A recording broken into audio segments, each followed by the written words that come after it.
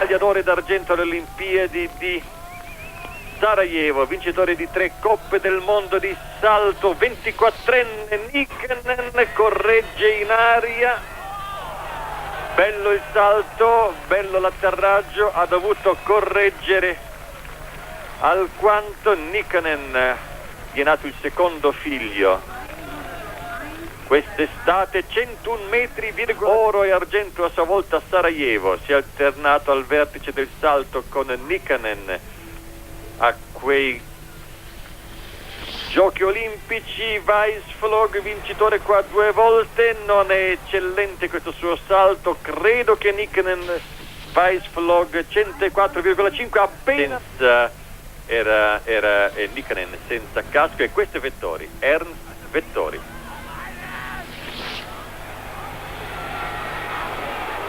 Bello il salto, si tratta di vedere adesso qual è la lunghezza. Abbiamo saltato 106,5 metri, Ernst Vettori, 106,5 metri, vediamo se riesce a mantenere la sua posizione. Appena 87 metri, c'è da ritenere pertanto che Nikkanen abbia vinto.